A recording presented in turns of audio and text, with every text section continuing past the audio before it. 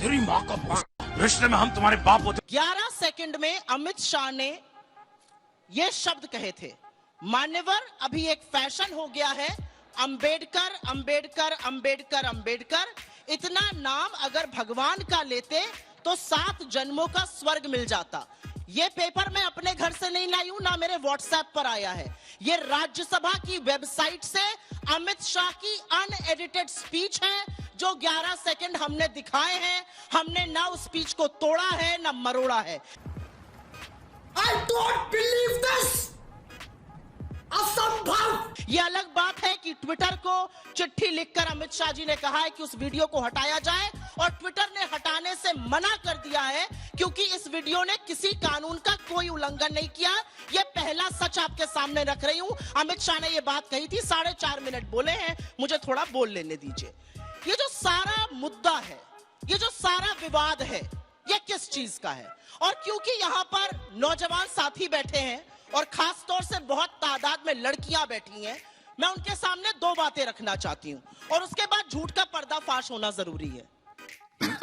सही पकड़े हैं। ये देश संविधान से चलेगा या मनुस्मृति से चलेगा, सारा डिबेट यही है। जब संविधान बन रहा था तो बाबा साहब के पुतले फूके आपके लोगों ने, बाबा साहब के संविधान की प्रतियां जलाई आपके लोगों ने, आपके गोलवलकर ने उनको लिलीपुट कहा, आपके सावरकर ने संविधान को भारतीय नहीं कहा। जिसका मतलब है बैचलर ऑफ कॉमर्स चाय वाला। अच्छा, इसका मतलब बैचलर ऑफ कॉमर्स है। हमको लगा कि बहनचोद चाय वाला है।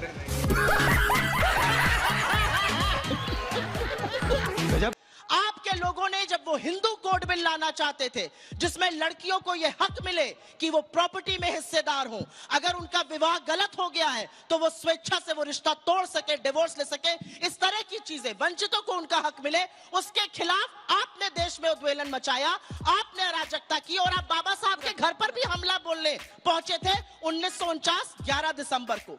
तुम्हें शर्म है? कुछ शर्म आया है? लेकिन क्योंकि कुछ झूठ परोसा गया, उसका पर्दाफाश होना जरूरी है।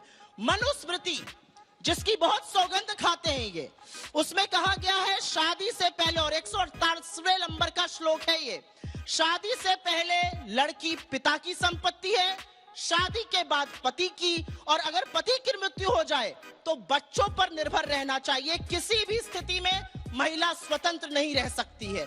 भला हो संविधान विधान बनाने वालों का जिन्होंने मनुस्मृति को चुनाव हराया। अरे कमाल है, कमाल तो मैं बोलती हूँ, वो तो मुझे पता ही है, कमाल है क्या 10 बार बोलिए, कमाल तो मैं हूँ ही, कमाल तो अभी बताएंगे, कमाल तो मैं हूँ, ये मैं जानती हूँ। अब सुन लीजिए, एक और झूठ बोलते थे, उसके बाद आप पूरा वक्त इनको दे दीजिएगा। ये झूठ बोलते हैं कि कांग्रेस और नेहरू ने मिलकर अंबेडकर को हराया।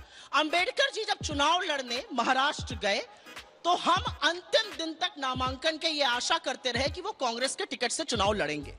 वो कांग्रेस के टिकट से चुनाव लड़ने को नहीं तैयार हुए, उन्हीं के बनाए हुए संविधान से चुनाव हुआ, वो चुनाव हार गए। उसके कुछ ही दिनों बाद महाराष्ट्र से राज्यसभा का चुनाव होना था और अंबेडकर जी के पास उनकी पार्टी का एक विधायक था। कांग्रेस के सारे विधायकों ने नेहरू जी के कहने पर उनका सपोर्ट किया, उनको कांग्रेस का राज्यसभा सदस्य नहीं बनाया, उनकी पार्टी का राज्यसभा सदस्य जिसकी एक विधायक था बनाकर जवाब बोले सिद्धार्थ जल्दी से, इनका ज्ञान अभी 4 लोग कवाली बेइज्जती केवल राजनीति करते सवाल है, अपमानित करते रहे। नेहरू जी को भारत रत्न मिला, इंदिरा जी को मिला, लेकिन अंबेडकर साहब को वीपी सिंह की सरकार में जाकर भारत रत्न मिला। ऐसा पहले क्यों? तो मैं इस बात का पर्दाफाश कर दूं, जो इन्होंने 2-2 बार चुनाव हराने की बात नहीं सुनी। इस देश की हर महिला को, हर वंचित को, हर शोषित को, चाहे वो शहर में हो या गांव में हो, गरीब हो या अमीर हो, एक बराबर हक दिया। और इस स्टूडियो में भी जितनी महिलाएं हैं, जितनी लड़कियां हैं, उनको वो सारे हक हैं जो आदमियों को है, और ये हक हमें हमारे संविधान ने दिया है। किसी की खैरात में नहीं मिला है, हमारे संविधान ने ये हक दिया है। छोटा सा बस हवा निकल गई। मैं छोटा सा जवाब देता हूं। आपका 4 मिनट बोले, 5 मिनट हो गया, 5.5 हो गया, मैंने इसीलिए टाइमर लगा लिया था। मैंने देख 5.5 हो गया वो। नहीं, एक मिनट जो बोले, इन्होंने झूठ बोला अंबेडकर जी के इस्तीफे को लेकर। अंबेडकर जी और नेहरू जी हिंदू कोड बिल लाना चाहते थे क्योंकि उससे दलितों को कुछ सम्मान मिलता, महिलाओं को हक मिलता, जो बातें मैंने करी। उसकी खिलाफत इनके पुरखे, इनके लोग, हिंदू महासभा आरएसएस सब मिलके कर रहे थे। देश में बवाल मचा था, यहां तक कि रामलीला मैदान जो ग्राउंड है दिल्ली का, उसमें रैली हो रही थी, अंबेडकर जी की कार पर भी हमला हुआ, उनके घर पर इनके लोगों ने हमला। एक मिनट, अभी आपने उससे बोला- क्षुब्ध होकर अंबेडकर जी ने इस्तीफा दिया। इस्तीफा आपके वजह से कमाल हो दिया गया। था, हमारी वजह से नहीं। और एक कमाल छोटी हो सी गया। बात और सुन Concluding लीजिए, line, जब concluding, जल्दी। एक मिनट, एक और झूठ ये बोलते हैं और वो आगे बोलेंगे, उसका पहले ही पर्दाफाश कर देती हूँ। आप दिखाएंगे, आप ये करेंगे, आप वो करेंगे, ये करेंगे, वो करेंगे। ये कहते हैं हमने अंबेडकर जी कही, भाई अंबेडकर जी का लिखित डॉक्यूमेंट है, पार्ट ऑफ डॉक्यूमेंटेड हिस्ट्री है, जहां में उन्होंने चिट्ठी पे लिखा है सावरकर और डांगे ने मुझे मिलकर चुनाव हराया। ये उनका लिखित डॉक्यूमेंट है, अंबेडकर जी की चिट्ठी है। थोड़ा पढ़े लिखे होते व्हाट्सएप को छोड़कर तो ये भी पता चल जाता। प्यार मोहब्बत से डिबेट करिए, पानी पीकर करिए। अब मैं आपको बताती हूं, नेहरू जी को राजेंद्र बाबू ने, जो राष्ट्रपति थे, अपने विशेषाधिकार का उपयोग करके बिना कैबिनेट में लाए भारत रत्न दिया। इंदिरा जी को 1971 के बाद भारत रत्न उनकी कैबिनेट ने किया। और राजीव गांधी जी का नाम आपको लेना नहीं चाहिए, एक चलिए, मिनट, ठीक। क्योंकि उनकी निर्मम हत्या के बाद उनको भारत रत्न दिया था।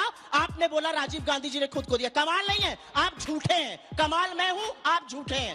कमाल मैं हूं, कमाल ये है क्योंकि नेहरू गांधी के अलावा कांग्रेस को कोई पचता नहीं, हो चुका है। उनके अलावा इनको कोई जचता नहीं। जो झूठ ठीक है, बोलते हैं, चलिए। अलावा ये उसका देख आगे बढ़ते हैं, आगे बढ़ते हैं। हाँ भाई, कैसी लगी आगे स्वाद? तो जी आपके पास आते हुए जो तीसरे नंबर का ग्राफिक्स है दिल्ली का, वो दिखाते हुए, और फिर आप अन्य विषयों पर भी बोल सकते हैं। लेकिन यहाँ पर अगर 26% इस मुद्दे से फायदा आम आदमी पार्टी को दिख रहा है, तो वहीं 22% के आसपास बीजेपी को, वहीं 25% कह रहे हैं कि इसका कोई असर नहीं होने वाला है। मुद्दा ये बनेगा।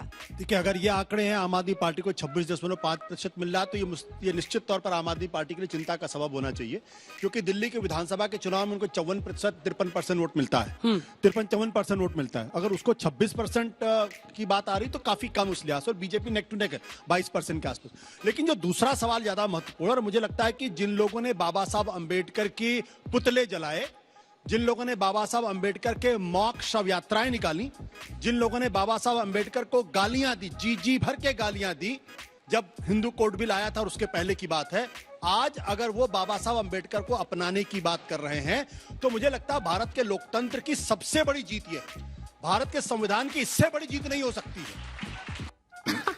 सही पकड़े हैं। और सबसे बड़ी बात क्या है, अगर आप बाबा साहब अंबेडकर को मानते हैं, उनका सम्मान करते हैं, तो उस संविधान का सम्मान करना सीखना पड़ेगा। लेकिन अगर आप 29 नवंबर 1949 से 2015 तक अगर आप देखें, आरएसएस ने लगातार यह कहा है कि भारत का संविधान उनको मंजूर नहीं है।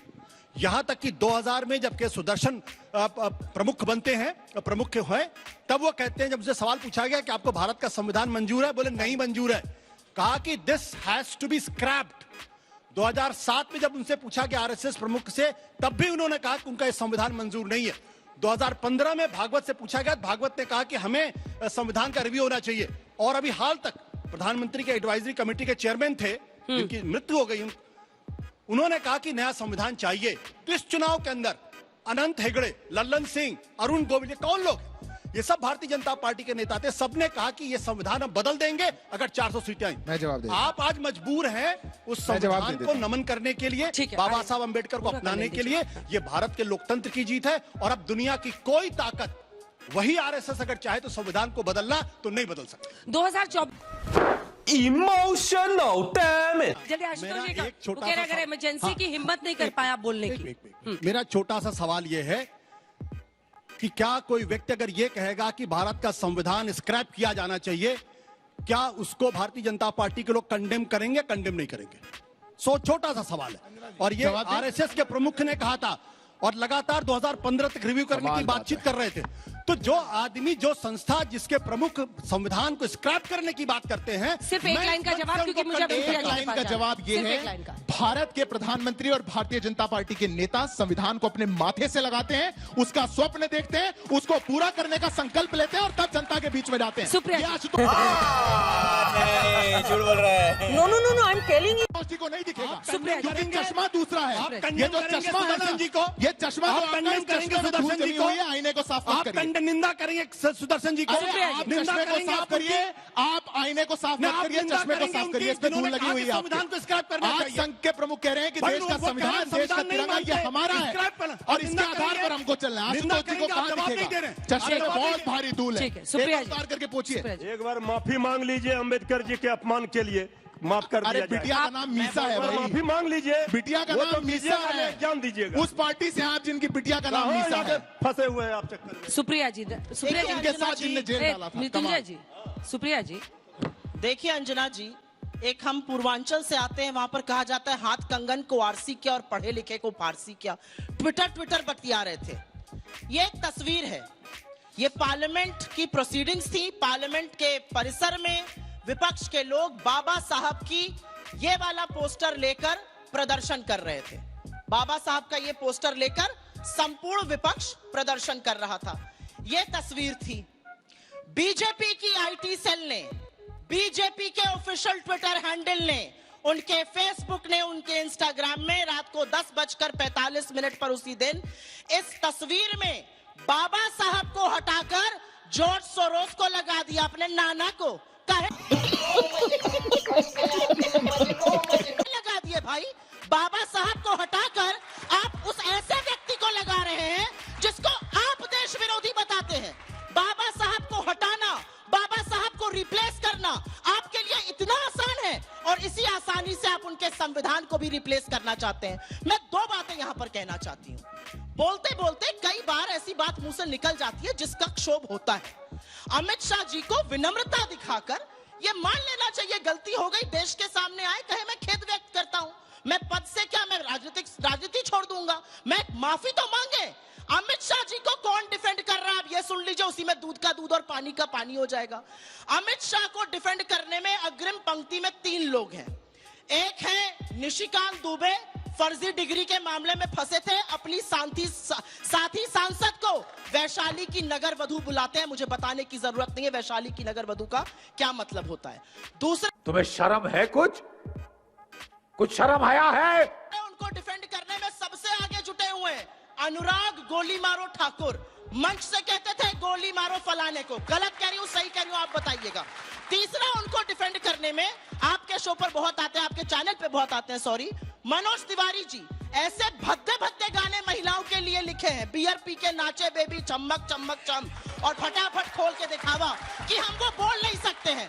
तो ये तिवारी जी, ये दुबे जी, ये ठाकुर जी डिफेंड कर रहे हैं क्योंकि ये बाबा साहब के सामाजिक न्याय को नहीं समझ सकते। और अंजना जी, मैं एक अंतिम बात जरूर यहाँ पे कहना चाहती हूँ। छोटा जवाब। इधर उधर की बातें मत कर।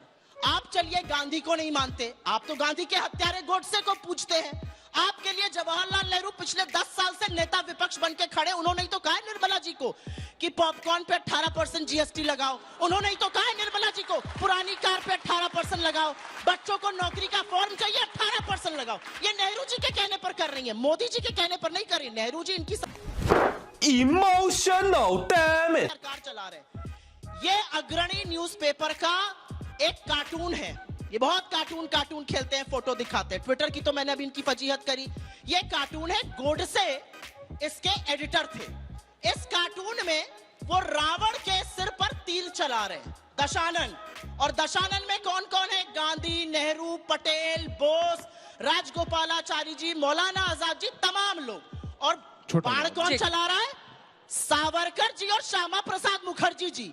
ये बात करेंगे इस देश की। 53 साल तक देश के तिरंगे को नहीं स्वीकारा, अपने मुख्यालय पर नहीं लगाया, छोटा सा जवाब दे देता हूं। संविधान को ठीक है, इसका जवाब बंद, इसका जवाब बंद, इसका जवाब बंद। ठीक है सुप्रिया जी, सुप्रिया लोगों के जी, किसी ने तुमसे ना हो पाएगा। दो लाइन का कमेंट, दो लाइन का कमेंट। देखिए, जवाब नहीं है, क्या करिए? देखिए, बीजेपी उनकी पत्नी ऐसी, अरे सुनिए ना भाई, किसी की पत्नी, किसी का गाना, किसी का कुछ और। ये गोडसे क्यों? बस। देखिए, बीजेपी वाले अब बाबा साहेब भीमराव अंबेडकर जी का नाम ले रहे हैं। हाँ। यही हम लोगों की जीत है। मलुक जी, जब आप हिंदू कोड बिल पर उस वक्त संघ के विरोध की चर्चा करते हैं, इमरजेंसी का नाम आपके मुंह पर नहीं आता। ये प्रश्न था, आपने इस पर जवाब नहीं दिया था। नहीं, मुझे लगता है इमरजेंसी की बिल्कुल निंदा करनी चाहिए। उसे कौन सी नई बात इमरजेंसी आप बोलते नहीं हैं उस पर। मैं तो एक बात सवाल कर रहा हूं, एक उदाहरण बता दीजिए फिर नहीं बोले